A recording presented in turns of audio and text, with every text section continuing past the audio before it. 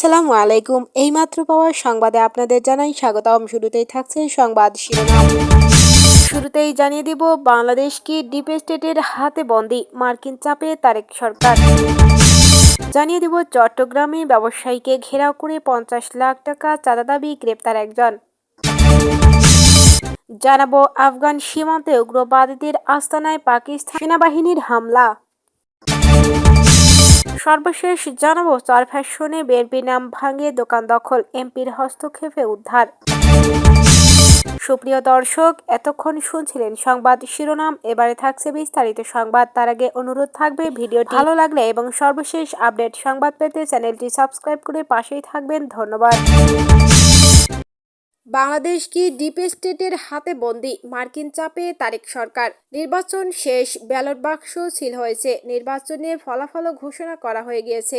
BNP নিরঙ্কুশ সংখ্যাগরিষ্ঠতা অর্জন করেছে। দ্বিতীয় বৃহত্তম দল হিসেবে আত্মপ্রকাশ করেছে জামায়াতে ইসলাম। দীর্ঘ 18 মাসের পর বাংলাদেশে চলতে শুরু করেছে গণতন্ত্রের রেলগাড়ি। প্রশ্ন, ভোটেই কি একটি রাষ্ট্র চলে, নাকি ভোটের বাইরে, ক্যামেরার বাইরে, মঞ্চের বাইরে আরও একটি অদৃশ্য শক্তি সুতো টানে? বাংলায় পালাবদল বেশ কয়েকটি শব্দের জন্ম দিয়েছে। তার মধ্যে বহুল চর্চিত শব্দ হলো ডিপ স্টেট। এটা দেখা যায় না, অনুভব করা যায় না, অথচ এর শক্তি ভয়াবহ। হাসিনাকে ক্ষমতা থেকে সরিয়ে দেওয়ার পিছনে কাজ করছে এই ডিপ স্টেট। একটা সহজ প্রশ্ন, জনগণের দ্বারা নির্বাচিত প্রতিনিধিরা কি সব সিদ্ধান্ত তারাই নেন? সংবিধান বলবে হ্যাঁ, তবে পুরোটা নয়। রাষ্ট্র মানে শুধু প্রধানমন্ত্রী বা মন্ত্রিসভা নয়। রাষ্ট্র মানে সামরিক বাহিনী, প্রশাসন, গোয়েন্দা সংস্থা, কেন্দ্রীয় ব্যাংক, নিয়ন্ত্রক সংস্থা, কৌশলগত দফতর, বড় কর্পোরেট স্বার্থ, এমনকি আন্তর্জাতিক অর্থ সংস্থার চাপ। এটা কোনো গোপন অফিস নয়, কোনো কালো কাচের ঘর নয়। এটা একটি নেটওয়ার্ক, একদল প্রভাবশালী ব্যক্তি বা প্রতিষ্ঠান যারা সরাসরি নির্বাচিত না হয়েও রাষ্ট্রের নীতি ও নিরাপত্তা, অর্থনীতি ও রাজনৈতিক দিক নির্দেশের ক্ষেত্রে গভীর প্রভাব ফেলে। রাজনৈতিক অস্থিরতা, আইন শৃঙ্খলার অবনতি, অর্থনৈতিক ধাক্কা, কখনো দেখা যায় সংকট এমনভাবে বাড়ে যাতে নির্দিষ্ট একটি শক্তি বাড়তি নিয়ন্ত্রণ পায়। তবে একটা বিষয় পরিষ্কার করা দরকার, ডিপ স্টেট মানেই সবকিছু ষড়যন্ত্র না, সব অদৃশ্য প্রভাব, দুষ্টু চক্র নয়। রাষ্ট্রের ধারাবাহিকতা দরকার, পেশাদার আমলাতন্ত্র, নিরাপত্তা কাঠামো দরকার, কিন্তু যখন সেই কাঠামো নির্বাচিত নেতৃত্বের বাইরে নিজস্ব এজেন্ডা বাস্তবায়ন শুরু করে, তখন সেটা সমস্যা হয়ে ওঠে।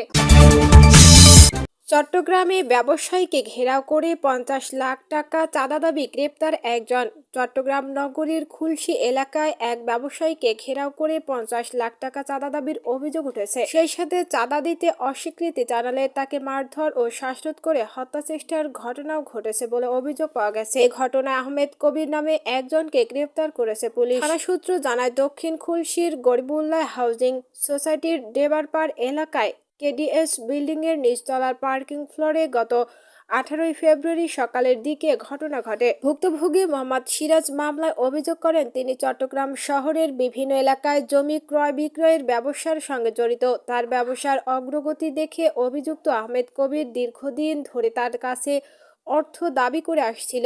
ঝামেলা এড়াতে তিনি আগে কিছু টাকা দিলেও সম্প্রতি 50 লাখ টাকা চাঁদা দাবি করা হয়। খুলশী থানার ভারপ্রাপ্ত কর্মকর্তা জাহিদুল ইসলাম জানান, অভিযোগের ভিত্তিতে প্রয়োজনীয় আইনগত ব্যবস্থা গ্রহণ করা হয়েছে। অভিযুক্তদের মধ্যে আজ একজনকে গ্রেপ্তার করা হয়েছে এবং অন্যদের গ্রেপ্তারে অভিযান অব্যাহত রয়েছে।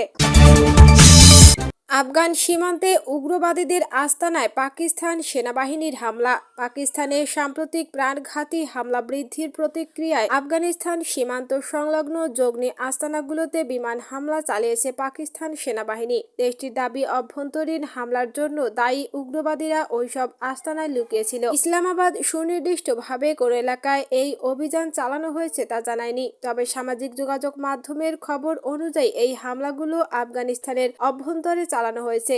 কাবুল থেকে এখন পর্যন্ত এ বিষয়ে কোনো মন্তব্য পাওয়া যায়নি। চরফ্যাশনে বিএনপির নাম ভাঙিয়ে দোকান দখল, এমপির হস্তক্ষেপে উদ্ধার। চরফ্যাশনে বিএনপির নাম ভাঙিয়ে চাঁদা দাবি করে দখল করে রাখা একটি দোকান অবশেষে উদ্ধার হয়েছে। ভোলা 4 আসনের বিএনপির সংসদ সদস্য মোহাম্মদ নুরুল ইসলাম নয়নের হস্তক্ষেপে এটি উদ্ধার করা হয়। দীর্ঘদিন দখলে থাকা দোকানটি উদ্ধার করে প্রকৃত মালিকের কাছে বুঝিয়ে দেওয়ার স্বস্তি ফিরেছে স্থানীয় ব্যবসায়ীদের মধ্যে। জাহানপুর ইউনিয়নের মেঘনা নদীর তীরবর্তী তুলাতুলি বাজারে অভিযান চালিয়ে দোকানটি উদ্ধার করা হয়। ভুক্তভোগী ব্যবসায়ী মাহে আলম ওই এলাকার বাসিন্দা।